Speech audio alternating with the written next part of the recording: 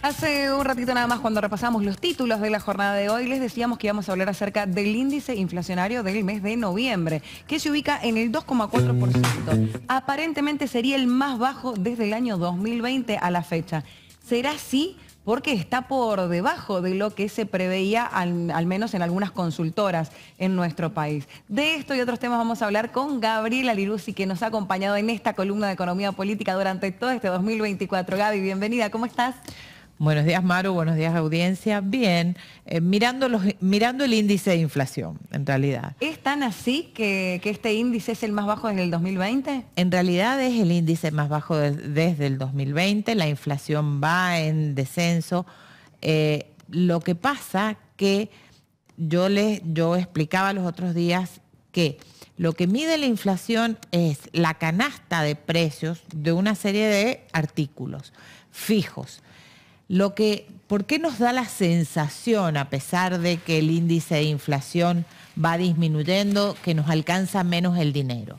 En realidad, nos tenemos esa sensación porque lo que no estamos midiendo es el costo de vida, ¿sí? Y además, los precios regulados, como son los precios de las tarifas, los precios del transporte, los precios de la educación, los precios de la salud, son precios regulados que no entran totalmente dentro de la canasta. Y son precios que no podemos, o sea, tenemos una sola línea de colectivo, no podemos tomar la línea A o la línea B, que tiene un precio diferente, ¿sí?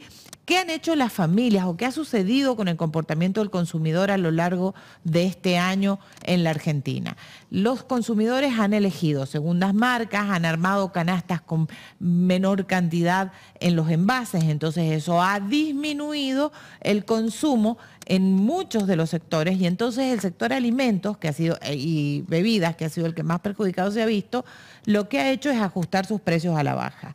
El problema es que los precios regulados, que son estos que no podemos elegir, son aquellos que nos están incidiendo directamente en el salario y que solo lo veríamos si midiéramos el costo de vida. Y el costo de vida no lo estamos midiendo. Claro. Por eso, aún a pesar que la inflación se mantiene a la baja, tenemos la sensación de que el dinero que ganamos no nos alcanza. Bien. Gaby, de todas estas divisiones que integran justamente este índice, ¿cuál fue el que más aumentó?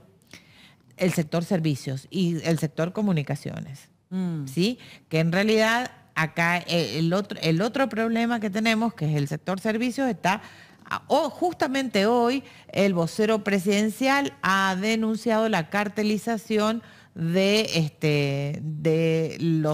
sector de servicios de salud, que es la medicina prepaga, ¿sí? Otra vez de vuelta empieza esta puja entre el gobierno y las empresas de medicina prepaga, porque las empresas de medicina prepaga dicen que todavía sus precios tienen un retraso del 20% y son las que se mantienen a la cabeza sobre todo de los aumentos del sector servicios, sobre todo salud, educación, transporte y combustibles, ¿sí? Esos son los 4 sectores que más han subido, que hacen un promedio del 4,2% según la medición del INDEC, siendo muy generosos, ¿no? Bien.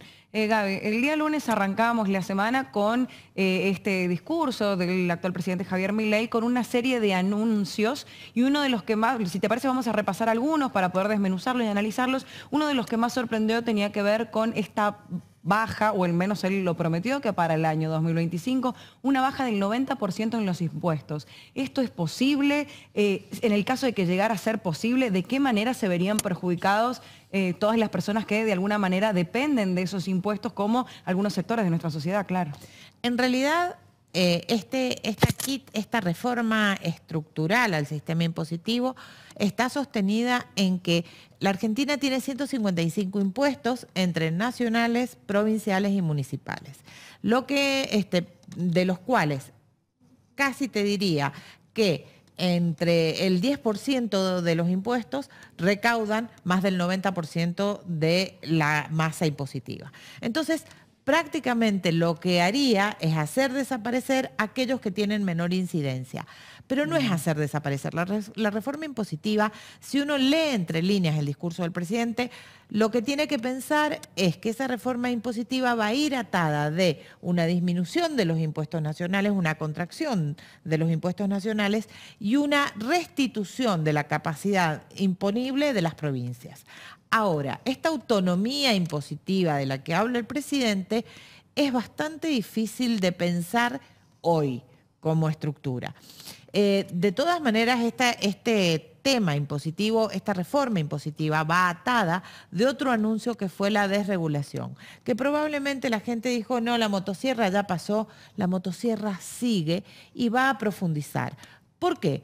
Porque para sostener este superávit fiscal que él viene teniendo, necesita aún reducir más el gasto, porque ahora, el 22 de diciembre, termina la recaudación de lo que se llamó el impuesto país, que era el impuesto por una Argentina solidaria e inclusiva, ¿no? Entonces, este impuesto que estaba sobre el tipo de cambio, lo que va a hacer es disminuir muchísimo el ingreso de recursos al Estado Nacional. Entonces, esta reforma que él plantea está atada de la mano a la desregulación y aún a la profundización de la motosierra. Bien, otro de los ítems que para hablar un poquito de cada uno tiene que ver con este tratado de libre comercio con Estados Unidos. ¿Qué análisis se puede hacer?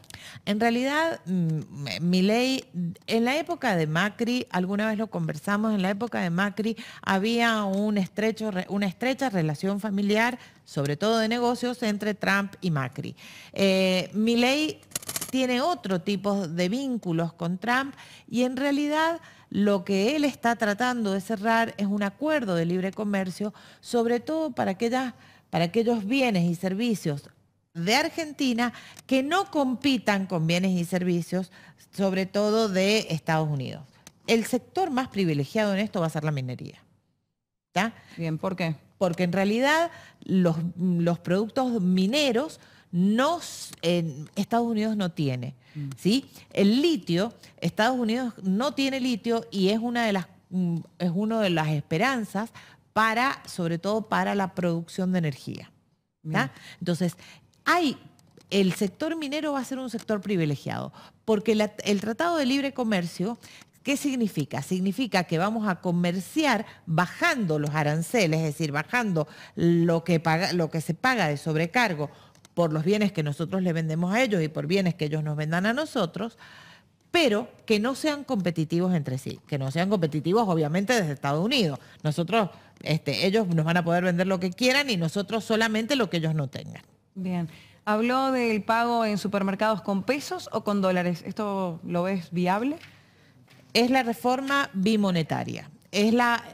Hay una reforma bimonetaria que está pensada, que ya algunos países la tienen, que es la posibilidad de cancelar deudas con moneda extranjera, al tipo de cambio oficial. Por eso, cada vez vamos a ver más que la brecha que existe entre el tipo de cambio paralelo y el tipo de cambio oficial va uniéndose o va achicándose. Esta semana fue una cuestión que se esperaba, porque fines de diciembre y enero hay más requerimiento de dólares, es decir, hay mayor demanda de dólares y esto provoca que aumente el precio de la moneda, ¿sí? Pero, sin embargo, la brecha no se ha abierto. Personalmente, o sea, desde mi punto de vista, es bastante peligroso este bimonetarismo porque necesitamos que el banco, o sea, primero, él habló de la desaparición del Banco Central y en el discurso nunca más volvió a tocar el tema. Amenaza a veces, pero siempre vas a necesitar el Banco Central que te haga de caja de cambio o de seguro de cambio en este proceso. Bien. Y bueno, por último, de los tantos anuncios, tiene que ver con que se culmina una etapa que tiene que ver con el cepo cambiario en el 2025. También, esta posibilidad, ¿cómo la analizas? En realidad el cepo cambiario está atado a dos condiciones, ¿sí? La desaparición del cepo está atado a dos condiciones. La primera, porque el Banco Central tiene que tener un volumen de reservas positivo para poder enfrentar esta salida del cepo. ¿Por qué? Porque en la salida del cepo de vuelta se va a abrir esta brecha de la que hablábamos recién. Es decir, se va a profundizar la diferencia entre el tipo de cambio oficial y el tipo de cambio paralelo. Entonces está atada primero una renegociación del plan con el Fondo Monetario, es decir, que ingresen mayor cantidad de recursos en moneda extranjera para poder sostener la reserva. Y por el otro lado también, si en caso de que el Fondo Monetario no nos preste dinero, acudir a los particulares o a los privados, que son generalmente los fondos de inversión, y que eso es muy riesgoso, porque ya tenemos hoy un litigio con uno de los fondos de inversión más famosos al que todavía le debemos la plata. Bien. Gaby, como siempre, muchísimas gracias por tu tiempo, por analizar cada uno de los puntos que desde acá intentamos entender, ¿no?, de una manera más amena, porque realmente la economía y la economía política de nuestro país es bastante compleja. Muchas gracias a ustedes por recibirme y esperemos que los anuncios sean todos positivos para el próximo año. Sobre todo que baje la tasa de pobreza, especialmente. Sin lugar a dudas ese es el punto de inflexión que necesitamos. Gracias, Gaby, de parte mía y de todo el equipo que hace Sama Noticias, por tu tiempo, por tu compromiso con esta columna hace ya tantísimos años, así que estamos felices de tenerte. Más allá de que el noticiero se extiende la semana que viene, nosotros hoy ya te despedimos de este 2024. No, gracias a ustedes, ha sido un placer compartir con ustedes y ha sido un placer también poder poner un poco de luz en esto que en esta economía que es tan compleja. Bien.